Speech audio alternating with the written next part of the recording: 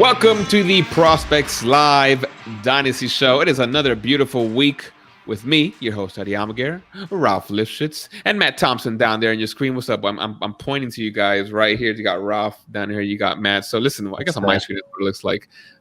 Gentlemen, I hope you're doing well. I know another week of baseball has passed us by, another week full of news, good and bad. But before anything, I want to ask you guys, if you had to choose one meat to eat for the rest of your life, what would it be, Ralph? Quick fire on you, my friend. No worries. So are we talking like segment like chicken, beef, pork, lamb? Yes. Oh, it's going to be beef, dude. I'm going beef. Okay. Matt? Yeah, beef. 100%. You can always have a burger, can chop it up, put it in a salad, spaghetti, do all kinds of shit with it. So give me the beef. That's why we're a pod, boys. I'm a beef guy myself too. Can't live without the burgers. That's my jam. So yeah. Beef is where it's at, and if you're about that chicken life, I feel you. That's all right. You know, about the healthy, the leaner meat, if you will. But you know, and beef ribs are incredidly good. Beef ribs, rare you can get. Never had those. Like Texas real deal Texas beef rib. Yeah. You guys should check it out. Yeah, okay. Go to a real barbecue place that's like Texas style. Crush some beef ribs. Get back to you. The bone marrow is like right in the. It's just delicious. So you can still have it in. What I'm trying to say. You kind of lost me at bone marrow, but I'm good with the beef. What do you? That's weak sauce. Hey, man. What do you get? You get your steaks like well done too? No, medium. Extra ketchup on the side. And you like the marrow, do you? Medium with extra ketchup. Yeah. I had a friend like that growing up, man. Depressing. No. Yeah, you can't do the ketchup. I just no ketchup. Salt and pepper. You cook it right, and you're good. It's just no A1. If you cook it right, you don't need anything. Yep. I mean, maybe sometimes a good rub. I could see messing with. My father had a good rub. He mixed it. Same rub he put on some pork ribs that we had on Friday, but kind of tied everything together. It was nice. Very subdued. Yeah, we found out. We're going off tangent, but speaking of meat, I mean, we found out Matt's great grandfather was a butcher. You did a whole genealogy thing, right, Matt? Whole family of meat beaters. Yeah, it's big old family of meat beaters, the Thompsons. Yeah, no, it's good. You're proud of your lineage, my friends. Yeah, it's cool. I being a history buff, I like going back and finding that stuff out. So it was kind of cool. Good. Well, hope you're beating your meat to your TGFBI standings. You're crushing it there. So hope you can keep it up for the PLive name. Yeah, but it probably won't count. I'm creeping, baby. I'm creeping. I'm in first in my league now. Oh, look at you! Damn, I got some more. I have 70 points. I have 70 points in hitting. I have 30 in pitching. Oh man! If Jack Flaherty, I want to say a lot of that was just like bad circumstances over the last couple of weeks. Aaron Judge on your team or something, man? Guys getting hurt, huh? You got Aaron Judge on your team? He's not a pitcher. No, I meant like I hate with this dude. I mean, you've seen this. I think you've seen this lineup before. It's one of my better works in terms of the hitting. It's pretty stacked. Hopefully, you don't have Mike Soroka. I do not have Mike Soroka. I had Araldis. I had Kella. I had Kella hurts. I had Verlander. I had Verlander was obviously a big hurt. Oh, Odorizzi. Odorizzi obviously missed a couple of starts. Charlie Morton hasn't been good. I've heard nothing on Kella, by the way, either. I've heard absolutely zero. Yeah, no, Kella's back. Kella cleared last Thursday. He's at the training facility, and Araldis is at the alternate training facility in Pennsylvania. So both those guys are coming back. Let's get it.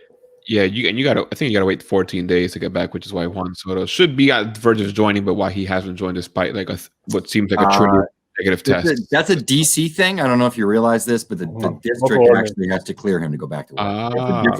There's an extra protocol that goes in place in Washington DC that isn't other teams aren't subject to. It's probably why Toronto got the hell out of there and shipped the ass to Buffalo. Ask me about all these little quirky things. Yeah. It's all I've been studying the last weekend because it's the only way to really kill your fab right now is to know what weird stuff can happen to each. What are the laws in DC and how does it apply to your fab? Dude, seriously, an article coming out soon. I'm going to be working for LegalZoom soon, just like doing home advice for people, Legal fantasy Zoom. I love it. Well, listen, if you guys are enjoying our fantasy podcast, we have, of course, this Prospects Live Dynasty show. We have the MLB Draft show. We have one-off interviews from the MLB Draft show with Ralph and Joe Doyle, and just launched the Prospects Live Prospect Deep Dive podcast with Alex Juicy Jensen. We just kicked that off. It's a podcast where he chooses a hitter and a pitcher. I think it's just two minor leaguers in general, and he does a deep dive into that player. We know you've been asking for more fantasy, more deeper dynasty content. So it's a real life podcast, but of course he does mix in some fantasy tilt at the end. Gives you some advice on where to pick them up. So if you're liking what you've been seeing on our podcast feed, please do rate us. It helps us out, believe it or not. I know it seems like we're like Wikipedia when we ask for these ratings, but I promise right now we're not asking for your money, just asking for your 5 stars. And drop us a line, share with your friends, or maybe you don't. Maybe you don't want to give them a leg up in your fantasy leagues. I understand. But yeah, please rate us. That does help us. And Instagram, ladies and gentlemen, we have an Instagram. It is at Prospects Live. Very simple. We rebooted it not long ago. Shout out to Mike Marino for his tremendous work. Not only on Instagram, he's running that show, but his Twitter game on behalf of Prospects Live has been exceptional. All the videos you're seeing popping off on our channel, that's all Mike Marino. So huge tip of the cap to Mike. He rebooted our Instagram. So if you have one, if you use it for baseball, by all means, drop us a like and a follow at Prospects Live. And a few things dropped this past weekend, boys. Of course, number one, our top 500 fantasy list officially out. We were teasing it for a couple weeks, and we finally locked it down. Naturally, I think we dropped it on July 31st, and it was immediately our most read July article or July, piece of content. Not surprisingly, super excited that we finally got that out, boys. I just want to get kind of run through some things that maybe if you haven't seen it. One, we plan to update it monthly. Certainly when there is some stuff that should be updated, we'll take a look. There are, at the very least, some minor leaguers getting their feet wet in the major leagues where we can see some new data, see some new changes in positions, stances, new pitches. For example, Nate Pearson, not that he can climb that much higher, but maybe he showed us a few different things we're going to dive into. But again, we are going to update it frequently, about once a month when there should be stuff happening, and we are planning on expanding it. Let's call it vertically, or rather laterally. And what I mean by that is just adding different features. So we're working on a way to quickly toggle first-year draft players. So if you're looking at guys who were only drafted in 2020, you kind of want to see where we rank them alone without kind of having to scroll or type their names in. We're working on that. And if you have other ideas of what you want to see, of columns you want to sort by, we have our mastermind, Chip Bourne, behind the scenes, who makes all that possible. So Chip, thanks to you, my friend. So yeah, drop us your line.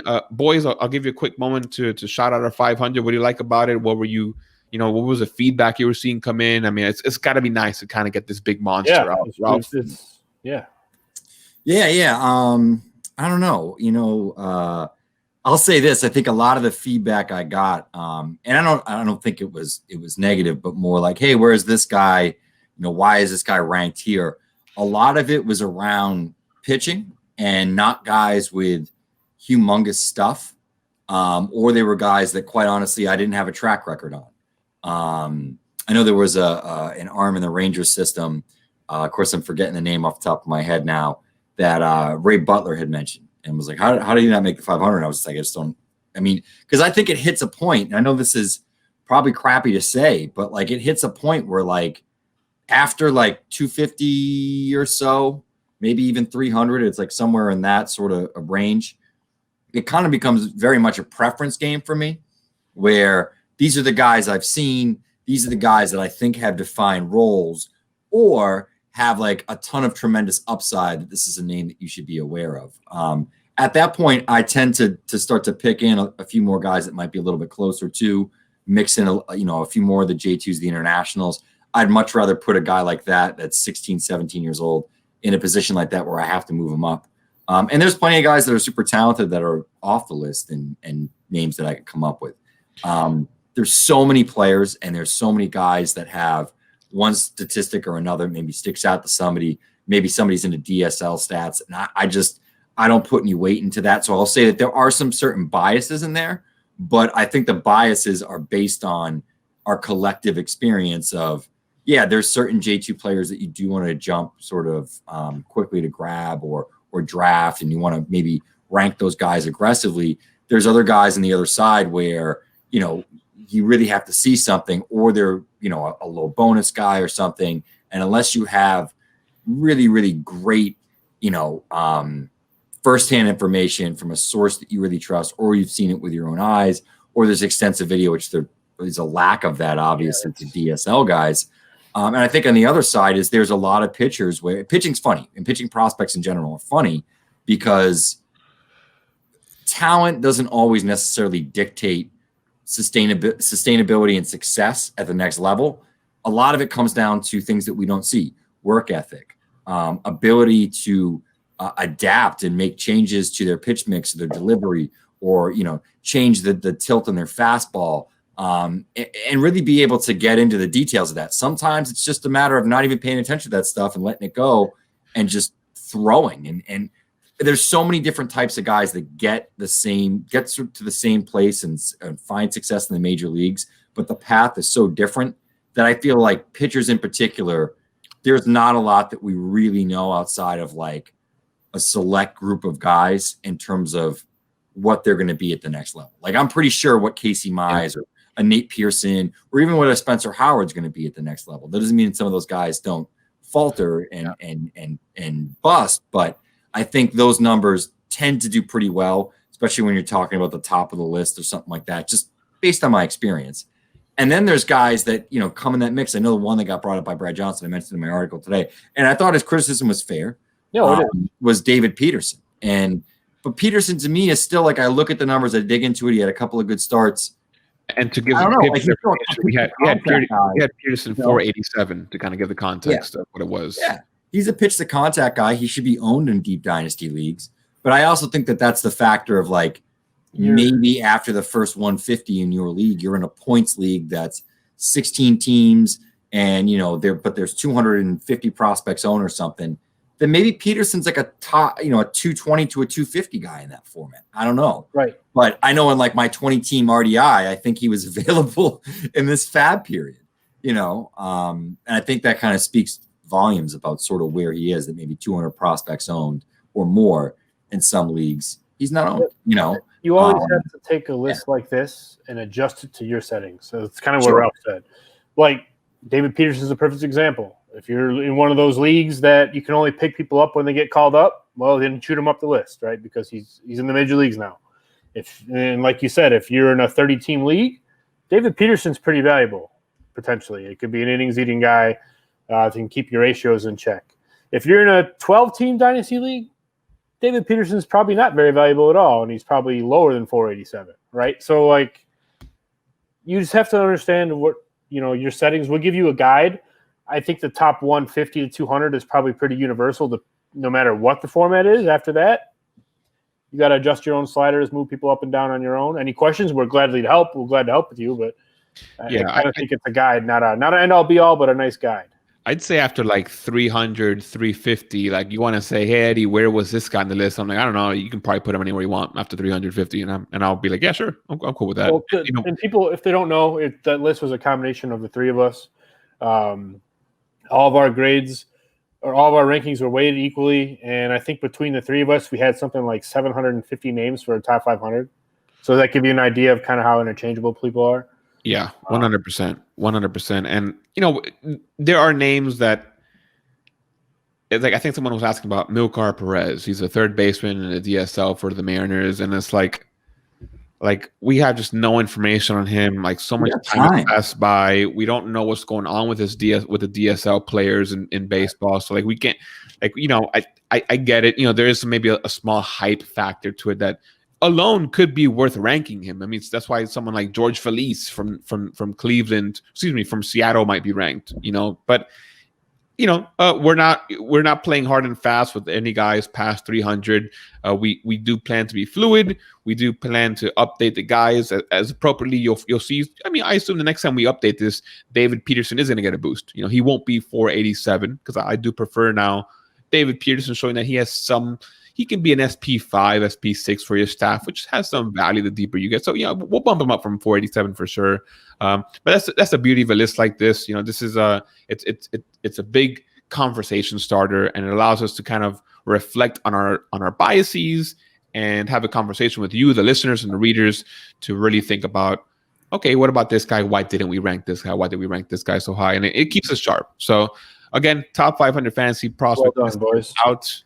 Pat on the back for the three of us. We killed it, and we hope to do it for you guys, the listeners, to give you guys, as always, a leg up in your league. And another final reminder before we jump into the actual news and the podcast itself. TDBC Standings, that's the Dynasty Baseball Championship. Standings are live. You can just Google TDBC Standings on Google, and it will be there. Smata, of course, has it, so you can filter by your league, filter by the overall. He added a cool new manager score, which is basically it gives you a percentile of your manager rank based on, I believe, and it says it there on the actual page, how many leagues you manage and how you're performing in those leagues. And it kind of gives you an average score and that's your manager ranking. So super cool little twist. Smata's always number one, though. It's weird how it's set up. Yeah. Smata's formula, right, always has number one. Actually, I think I took a peek right before we started. I think Will Sharnagle, our own Will Sharnagle, might be number one in those manager rankings. Nice. So the only one with a clean 100. So shout out to him. With the Jose Garcia face tat. Yeah. I wouldn't be surprised. All right, boys. A couple of pieces of news. We're recording this on Monday night. We pushed it back from our usual Sunday night just to see if anything happened. Of course, we did learn that the Cardinals had, I think it was how many guys, Matt? 11 or 12 players and staff. I believe the last count was 13, 7 players and 6 staff members. Yeah, so that doesn't bode very well. We were waiting to see if maybe there really would have been baseball canceled today. So we just pushed it back one night. But we are recording Monday night just to give you some context, maybe 12 hours before you're going to hear this, in case anything major breaks. But, we did, speaking of breaking, unfortunate segue, Mike Soroka, Braves pitcher, covering first base on a play, non-contact injury to his right leg. I think it was his ankle or somewhere in that lower leg. Yeah, hopefully not the Achilles. Yeah, he went down. He couldn't put weight on it. Needed to be helped off. So first, if you have Soroka, apologies. Second, boys, in fantasy, it's always who's next. Next man up.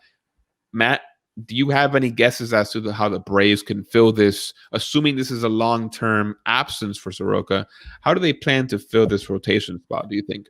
Well, they're going to have to make.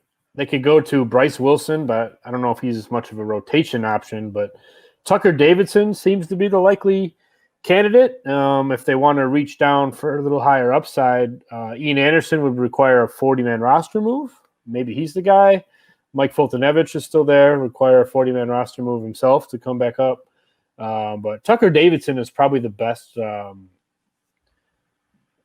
option, I think, for the job in the short term, anyways. I like that pick. I'm quietly a Tucker Davidson fan. Of course, if you guys are familiar, if you guys are familiar with the name for some reason, it's because in January you might remember he was in a driveline video hitting 100. He's a lefty, by the way, so hitting 100 is kind of a big deal when you're throwing with your left hand there.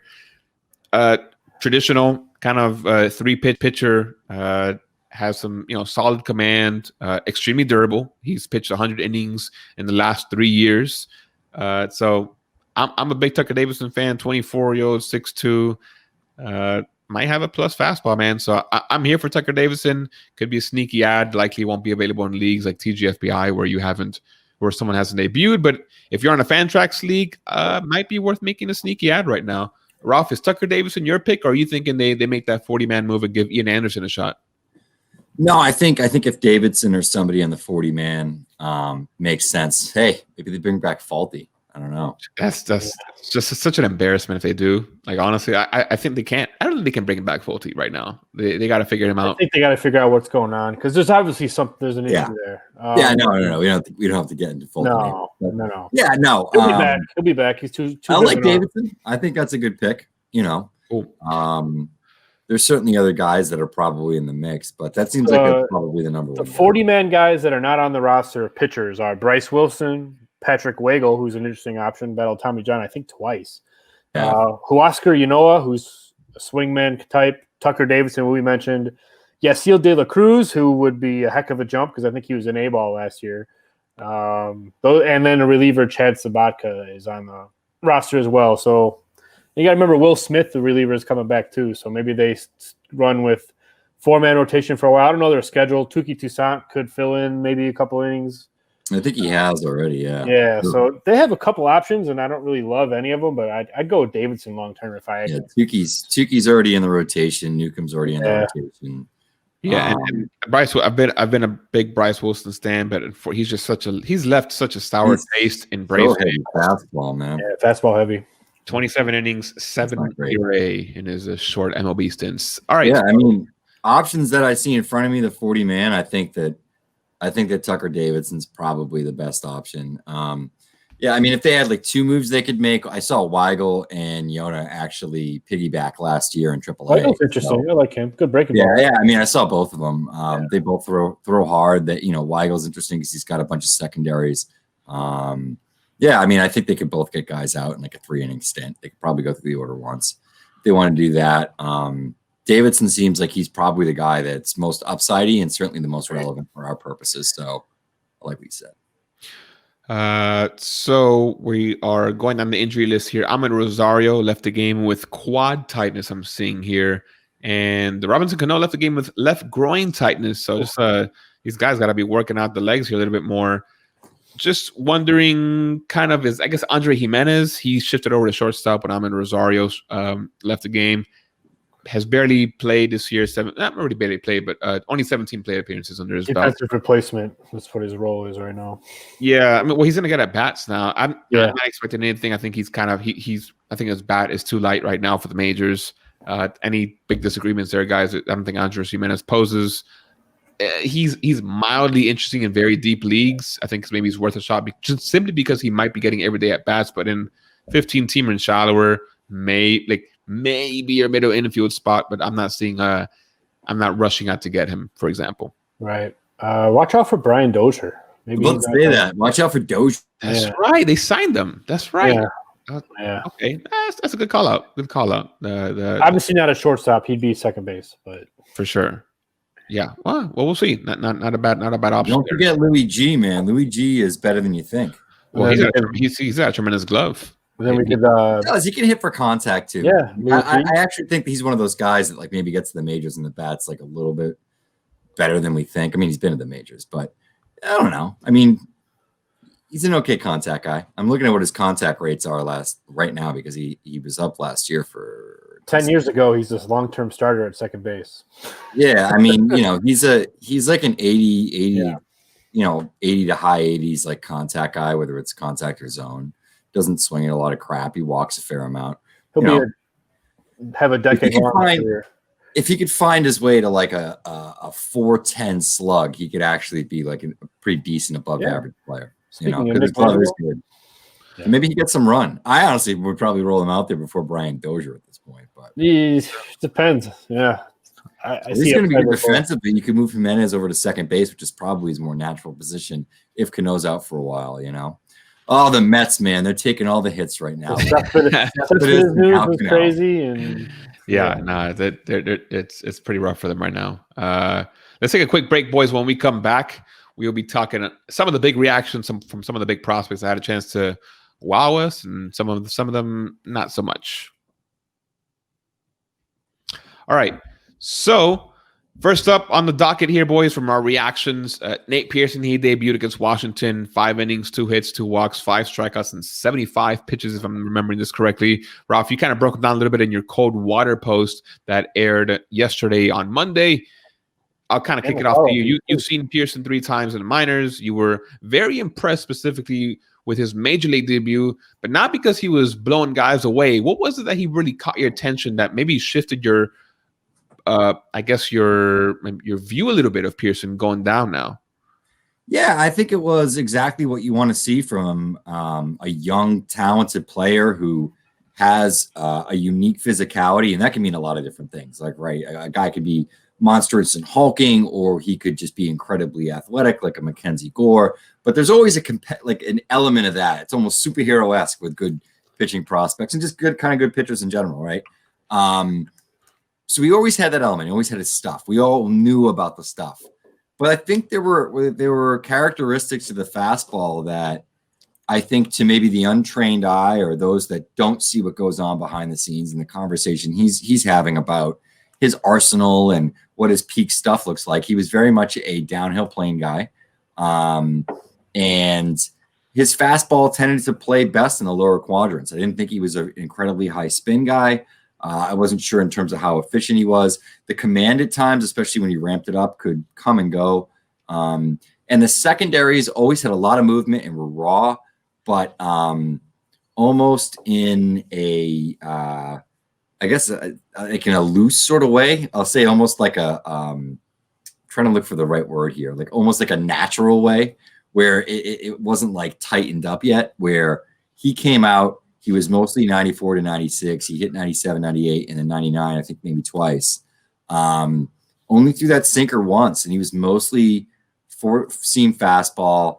He was using his big body and his big limbs to get downhill like he always has. He has an extreme drop and drive delivery for a guy that's that big. Yeah. That plays up the perceived velocity of the fastball simply because of how late that release is. And it's relatively low. I'd have to look at the exact numbers of release point measurement, but it's relatively low for a guy that's 6'6" and has his size.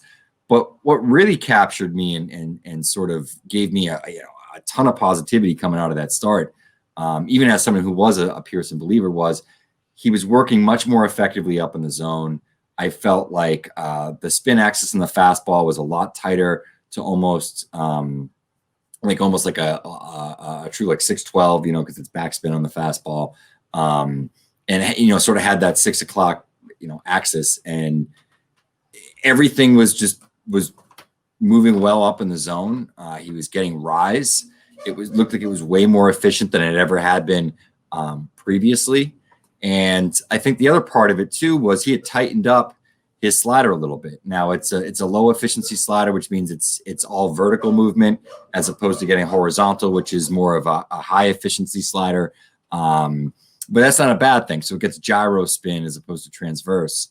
And I think what that allows him to do is work north-south in the zone. And then second time through the order, he was able to sort of break out that changeup. I think you saw him snap off consecutively, a couple of good ones. But try to get lefties to chase out of the zone after setting them up inside, and then drop in that slider again. So I thought the fact that he was able to work the zone north-south, and then when he needed to sort of work east-west with his secondaries, really showed the improvements he's made as a pitcher. He was a lot around the zone a lot more. And when he wasn't, he was really on the black, and he was getting guys to sort of have to make a decision on either, am I going to take this in a 2-strike count or am I going to swing on it? And that leads to what a lot of like pitching ninja would call sorts, guys that are sort of tied up and caught in between. And that's exactly what we got with Pearson. I guess the big issue with him is, will he remain this efficient, and what's his pitch count going to be? If they ramp him up to 95, to like that 105, like that starter sort of threshold, this could be a guy that goes 6 innings, get you quality starts, and maybe from here on out could be a top 30 starter, I think, pretty comfortably, with maybe top 20 upside if all things go well. But it was really encouraging.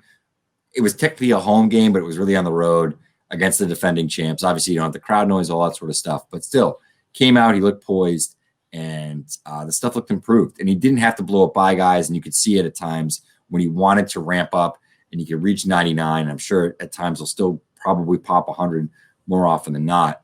He had it. So it was a huge improvement as a pitcher. I thought that was the big takeaway from Pearson. Yeah, I was impressed by how efficient he was. Mm-hmm. He's a guy that's kind of been dinged a little bit in the past for his command. To throw 75 pitches and get 50, or to go 5 innings, get 15 outs is pretty good. That's about what you can expect for him, right? I mean, what do you throw? 75 pitches total, 48 strikes. I mean, that's fine. Only walked 2 guys. Again, with a pitcher like this, you've kind of been hearing about the command. I've never seen him in person, so and he threw a lot more strikes and was quality strikes too. And Ralph, you touched on a really good point. He seems to have redone his entire arsenal almost. Ditching the sinker, moving the 4-seamer, going up in the zone a little bit. So maybe truly they were working on things in alternate camp. Maybe it wasn't just playing games. Maybe because he's got to buy into it. And he's a guy that's dominated everywhere he's been. It's kind of hard to tell him, hey, I see your minor league numbers and you see how much you're missing bats, but hey, I need you to change your arsenal up. So he had to buy into it, and hey, it's impressive. He did well against a good team. He was primarily fastball slider for most of the night, and it's not a surprise when these young guys come up to kind of just lean on what they do best. But one takeaway is, he didn't line up the radar gun like all the scouting reports might have said. But keep in mind, according to Pitch Effects, it was still a 96 mile per hour average fastball. That's still pretty damn fast. It's not like my man was sitting 93 to time for the efficiency. Like Ralph said, that release point is as close to the plate as almost anybody. So that 96 he's got great extension. I thought body wise he was tighter. And I honestly think this is what he's been working on. I think he tried to do some of this stuff last year, especially when I saw him later in the season and they had taken the reins off and he was just starting week after week. It was a few weeks before he was promoted to Buffalo. I think that and the changeup, I think looking back and going through some of my video, the changeup it had improved year over year. It wasn't a bad pitch last year. It looked even better at times. In camp early. And I mean, in 1.0, we saw some reports. We saw that it looked good in 2.0. I wouldn't be shocked that if he's the kind of guy in a certain game plan, we could see him roll 3 pitches against the right lineup to keep certain types of hitters off balance. He certainly had a game plan and he executed it. He went toe to toe with Scherzer too. I think that's the other thing we should say. Like it was like pitch for pitch. It was a nice clash when you talk about sort of the young gun coming up against, an all-time great, at least over the last 5 to 6 years, I want to shift gears to one of the more controversial prospects in our little sphere here. It's Nick Madrigal from the White Sox. He debuted, had a 4-hit game, and immediately you could see everyone pumping their Nikes to take those victory laps, which was just quite hysterical. There's not much to really opine on Nick Madrigal that we already haven't done. 112 mile an hour exit velocity, man. Yeah, 112 mile per hour exit velocity. So we're looking at basically Barry Bonds in the middle, through middle infield here. But just to let you guys know, though, guys, he struck out today. Nick Madrigal struck out in today's game. So are we looking at a 50% K rate now? Is he a power hitter? Is this Nick Madrigal the power hitter? Strikeouts and exit velocity. I don't want to spend too much time with him. He's hitting in the bottom of the order for the White Sox right now. Certainly could change. Like Luis Robert, he started the season off in the 6-7. He's leading off now. So, Matt, is there anything attractive objectively? Avoid the noise about Nick Madrigal and your own biases. But if you're a fantasy manager, is there someone that you're trying to go out and get in a trade perhaps? Or are you just kind of staying away? Are you just looking at is he like Donovan Solano in a sense, where that's kind of the production you're looking at? I think right now is the time to deal him if you have him, to be honest, because he just came up. But that's not an indictment totally on Madrigal because he's going to play every day on a good lineup. And batting ninth in that lineup ahead of Louis Robert and with Tim Anderson when he comes back, that's not that bad of a spot to be. He's going to stay in the lineup every day. He's made some little smart plays already on the base paths and with his glove, but I just think the offensive impact is going to be minimal. He's going to be BABIP-driven, kind of, try to ground balls with eyes, as were his 4-hit day the other day. That brings his slash line for the year in 15 plate appearances to 267, 267, 267. So gives you an idea. He likes symmetry, so we're going to stay like that. Yeah, I think I forgot who it was. I think I saw Chris Towers answering a question from a Twitter dude, and it was like, would you take a player who's 333, 333? Yeah, would you want that player? And I think Towers said as an 8-hole hitter, sure. And this was based of course around the conversation on Nick Madrigal, right, given that he's not going to be a big power dude but good average.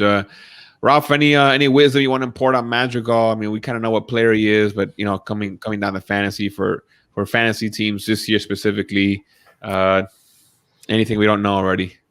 No, I think even when the lineup is healthy and he hits well, unless Louis Robert or Tim Anderson went into a terrible slump, he's probably not going to hit 1 or 2. No. And I don't think they're going to move either of the other Anderson's guys. hurt and he's still at 9th. So yeah, that's what I said. Yeah. Oh, I said my bad. The whole lineup is healthy was the precursor. Way to pay attention. Bad. Hey, my Way bad. to pay attention. I just need you to, take your Nick Madrigal blinders off and tell me the truth.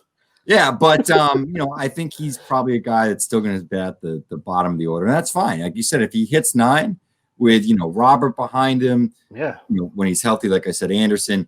And then, you'll have guys like, Abreu, Moncada, Edwin Encarnacion. When everyone's healthy, I think it's a pretty vicious lineup. I do think it allows them to turn it over. So he's the perfect 9-hole hitter for a Tony La Russa team. Tony La Russa would love Nick Madrigal. He loved Aaron Miles, so he would love Nick Madrigal. Yeah, he would be his dude. I don't think he's bad. Like I think everyone's going. No. I think like some of the takes were some here, strong. Some down here. They were a little strong. I think that there's like this analytics element in the community that kind of wants to, and that's not everybody, but I think there's some people that come from that angle that just want to crush like, what's his exit velo and this and that. And it's like, dude, he's a guy that's going to put the ball in play and you're not going to be able to shift on him. And he's going to put pressure on the defense with his legs when he shoots the gaps. For me, I don't care about Nick Madrigal hitting homers so much. If I can see that guy hitting the ball, 101 to like 108 and it's line drives to the gap, that's perfect. His slug is probably going to perform best if he's that kind of guy because he's got the legs to get the second, push the third, and maybe even steal some inside the park homers if plays in San Francisco and gets to the corner or Boston or somewhere like that with those weird, caroms, etc. But yeah, I mean, I think Madrigal can give you speed, runs, and average. And people used to take D. Gordon really high in fantasy, and that's exactly what D. Gordon was. And I actually think Nick Madrigal could probably be a better version of D. Gordon.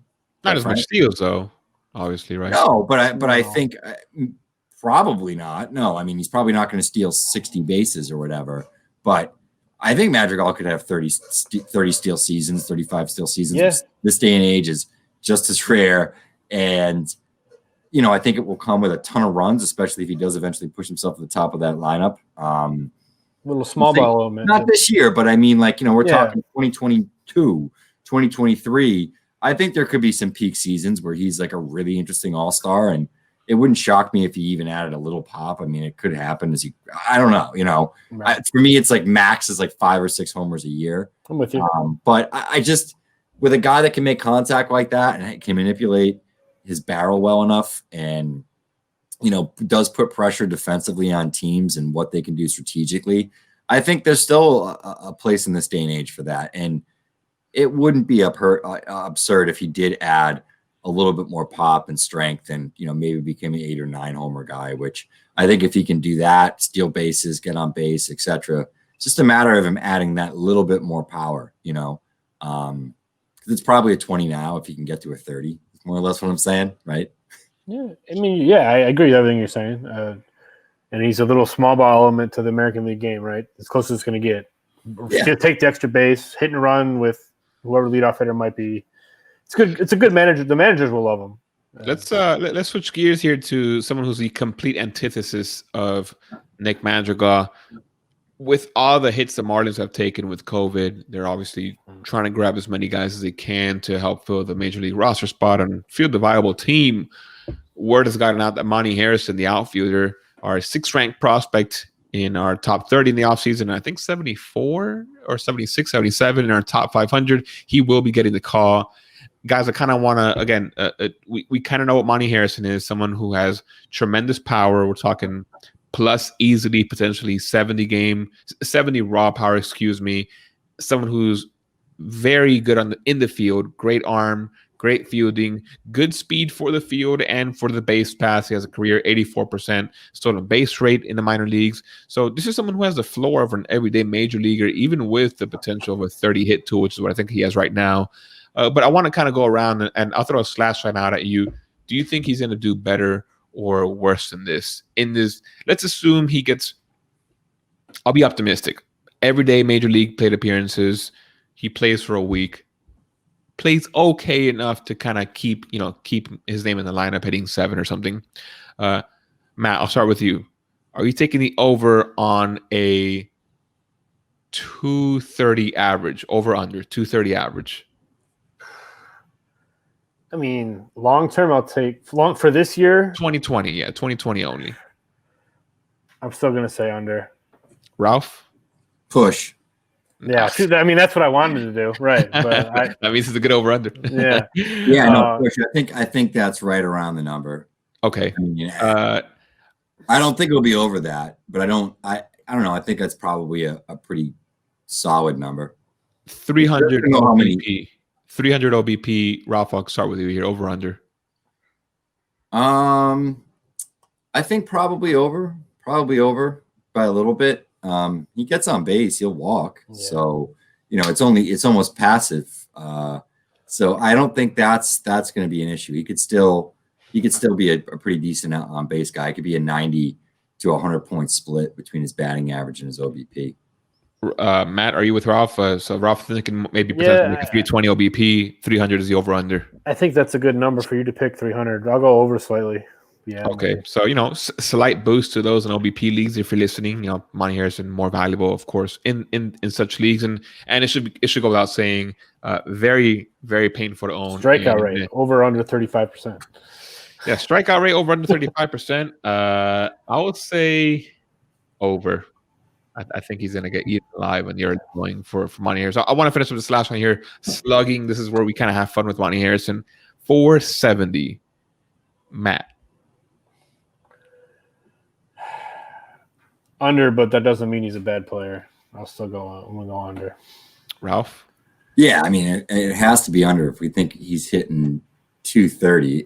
That's a that's like a 240. You said 470, so that's a 240 ISO.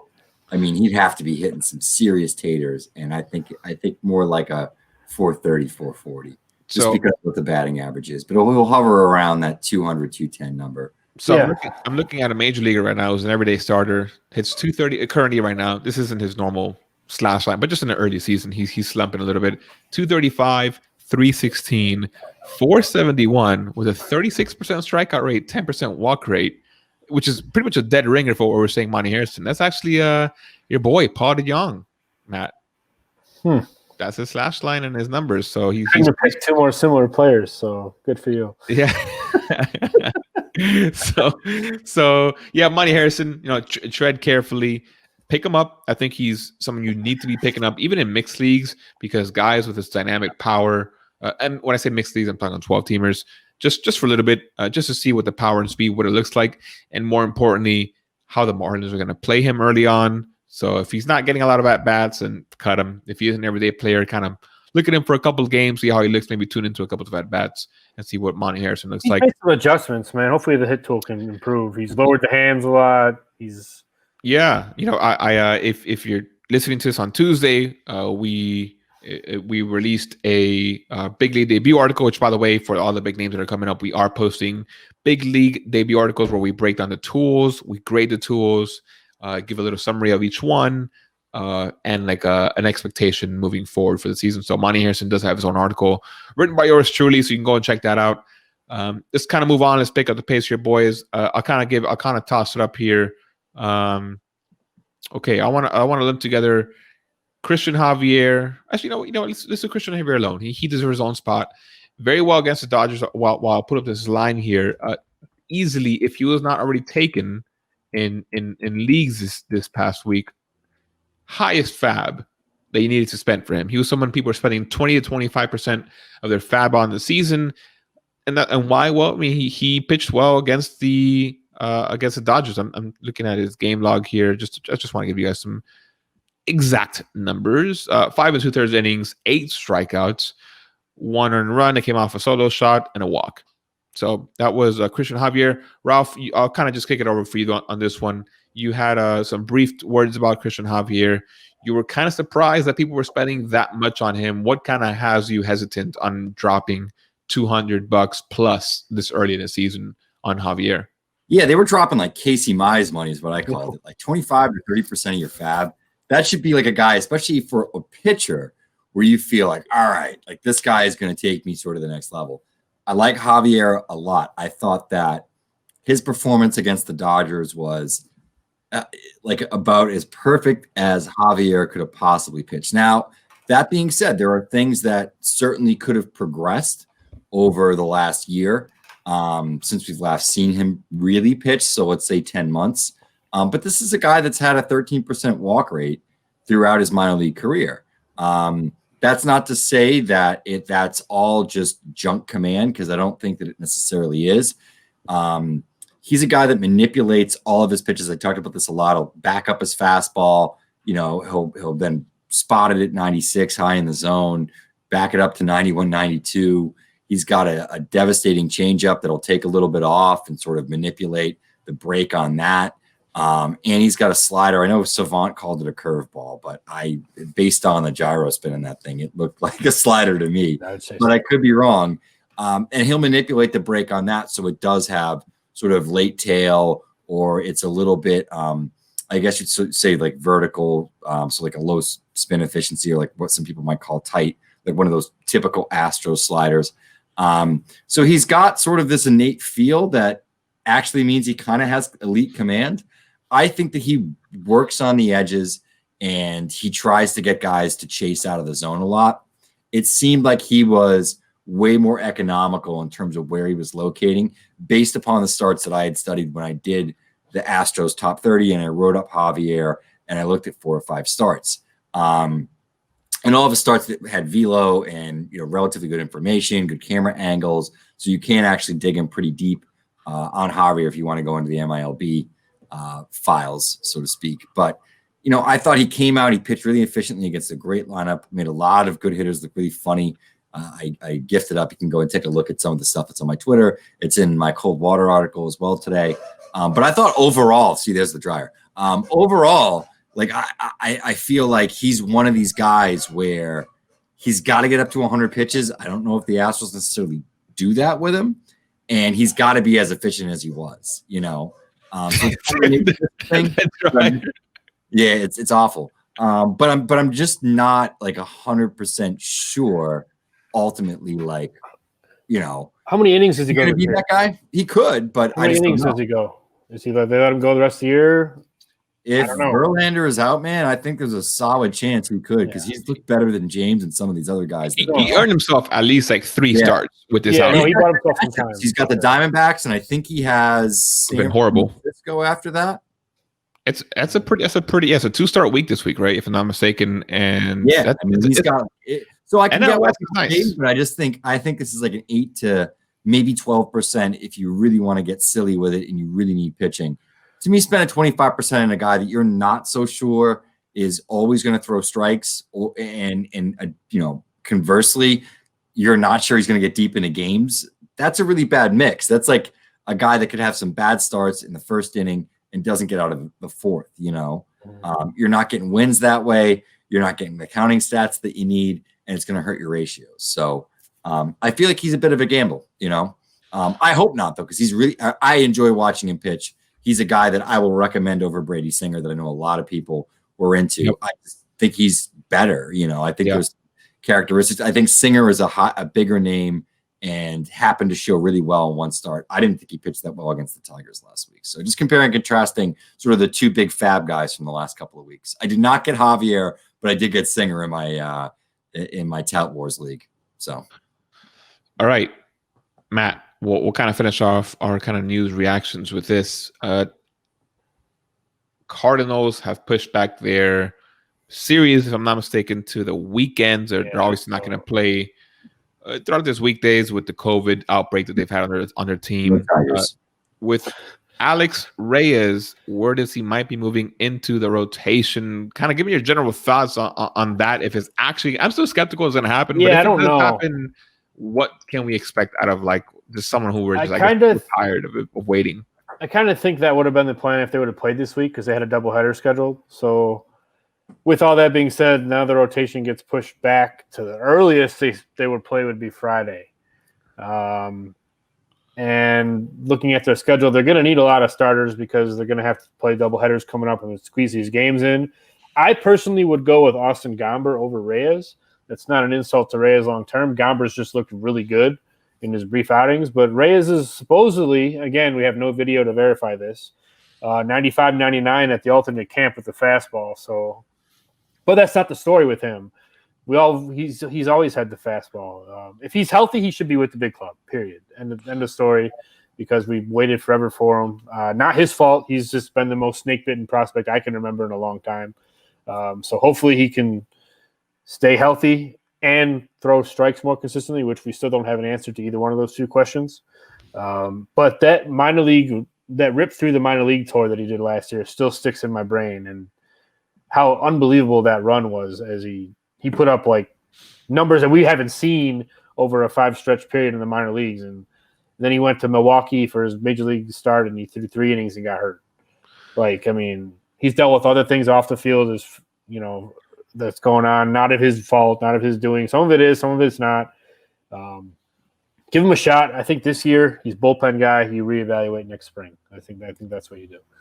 Yeah, it's. I mean, easy guy to root for. Easiest guy in the world to root for. Is just, but he's someone that you should roster regardless. Yes, if he is confirmed, just put him in your lineup, or not. Excuse me, put him on your bench, and then see what he does. Because the moment he comes up, strikes someone out with a 100-mile-per-hour fastball, and he gets like a bunch of retweets on Twitter, like that's it. Like the helium takes off once again, and we forget the last 12 months essentially.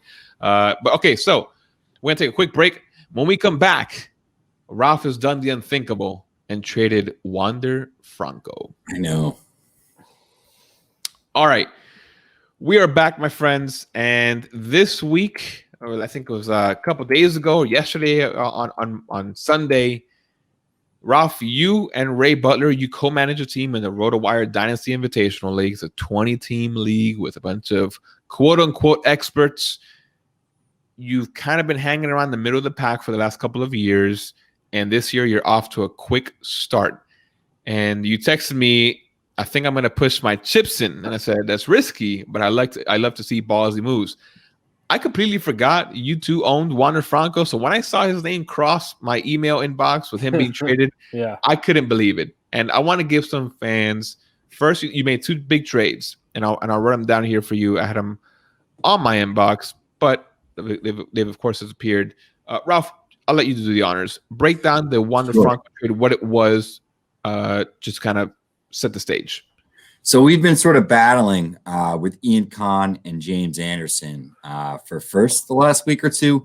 And a lot of it is my pitching in this league is legitimately good. And our big issue, and I think for a lot of folks in this league, is like continuously being able to actually fill your lineup right now.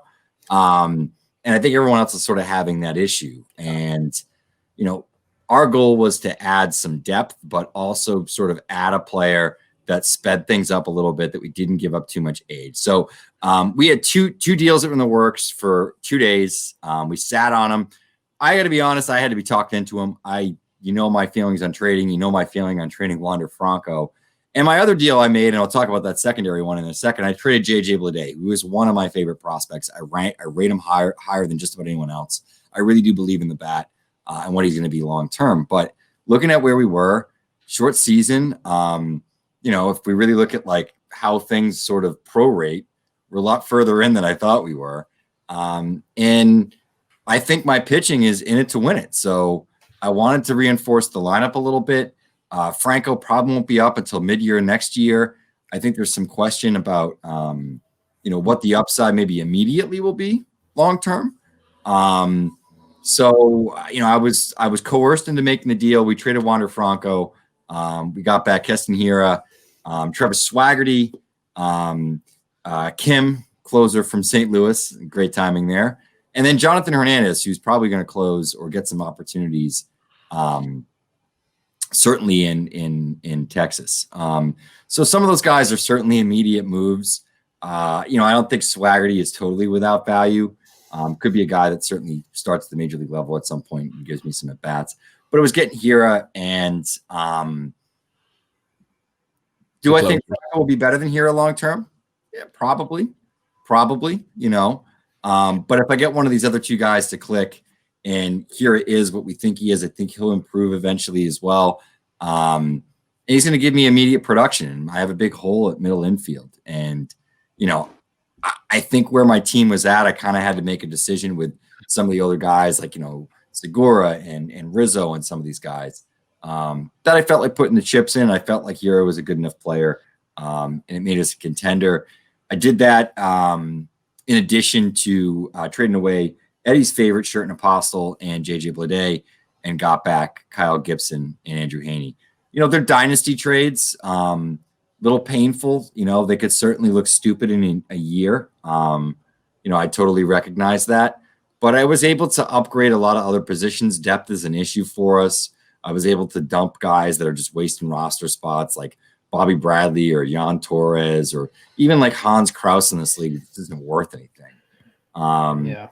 Traded out a couple guys, added a couple depth pieces, in the actual auction, the Fab over the weekend. So we'll see. I got a full roster. I got a couple of actual MLB players on each of my benches now. We'll see what happens, Listen, I completely understand pushing the chips in, trading away the guys that maybe you don't want to trade away for like a major league dude. This is the same league where before he was really Julio Rodriguez, I traded away Julio Rodriguez for Justin Turner, for example. Yeah. I'll admit, Davis for Carlos Santana. Yeah, that's right. That's right. Might trade him. Yeah. So I'll admit, I think you could have gotten more for Franco. I don't know I don't know if you guys shopped him around or maybe just went straight to. So Tom Trudeau and Greg Wedemeyer, they're the team that they made the trades with. Tom Trudeau, if you've kind of been paying attention to the fantasy expert circles for a while, he's a person who comes into startup dynasty leagues and completely tanks and just drafts a bunch of hot start rookies. So his team right now is looking pretty fantastic. We started this league 3 years ago, and he has Pete Alonso, Gleyber Torres, Vlad Jr., Tatis, Madrigal, Acuna, Eloy Gimenez, Corey Seager. So he has a lot of big bats. Pitching's not there yet for him because that's the last thing he likes to do. Were you shopping around Franco? Did he approach you? Did you approach him? Because I gotta be honest, I feel like he could have gotten more for such a big name. Beat up Ray about that, dude. He talked me into it. I think the thing that scares me. Honestly, like I've had Franco on the block in this league for 2 years, and the best deal I had offered to me was Chris Bryant at his absolute lowest, and my team wasn't close to competing, and it didn't make sense. I probably get a Franco offer in this league twice a month. One of them is probably Tom. Yeah, It just seemed to make sense. And I got to be honest, in my experience, I usually don't regret going all in. So I'm going to go in for it. I'm going to try to win the damn league this year. And if it bites me in the ass, it bites me in the ass. I'll find the next Wander Franco. I'm not concerned with that. No, my big thing is there's so much I drafted Franco. I understand the logic of what you're saying. There's just so much uncertainty about the 2020 season as a whole. It would kind of suck to make the deal and then the season blows up. That's the biggest thing for me. And I'm not faulting the trade itself. I think the trade, if it's made next year, is good still too. But I just think with this season being so up in the air, I think I waited. I don't know if I do. I'm not concerned with that. The guy. Sure. It just might be without your stars. I don't think that Hira is a bad long-term play. No, he's not at all. Any of the guys that I necessarily traded for are going to be out of the league permanently in like a year and a half. And I don't think it's a bad trade either. I'm just saying for the time period we're in, that's effective for me. I think Hura. This trade will likely end up being just Hura for Franco, in my opinion. Yeah. And I mean, Hura's should turn into a 30-10 guy. For the next 2 to 3 years before he loses some of that speed. And I think that's very likely what we kind of want Franco to do. Maybe a touch less homers, more steals. So I completely get it. And I think the fact that you got here definitely softens the blow of losing Franco. But if you win this year, it doesn't matter. So flags fly, my friends. Your second trade is maybe the one I had more umbrage with, not only because Certain Apostle was in there, also because Blede was in there. I could have got Eddie's best player for these two guys. So. Yeah, geez. Seriously. I like Andrew Heaney. I like Andrew Heaney a lot, but oh man, no, those guys are valuable in leagues like this because guys are going to take the ball. And I already forgot the second guy, Kyle Gibson. Filling your roster with above average major leaguers in a 20-team league with full roto lineups is hard. I get it. It's hard, and it's not like we've been collecting prospects for a while. I still have guys that at some point could pop, whether it's Rogers, Lewin Diaz, Michael Busch. People are still selling me offers for Tyler Freeman. Terang maybe is okay. Burdick, Davis, Brennan Davis, our boy, Alex Free Planez. I got Logan Gilbert still. Brendan McKay. We'll see what happens. Yeah, you said my pitching is loaded. I mean, at this point it's Shane Bieber, Trevor Bauer, Max Fried, Kyle Gibson, Haney. I have Hernandez in there for potentially some saves. I have Kim in there potentially for some saves. We'll see what happens at the end of the week. Kikuchi, Plesac.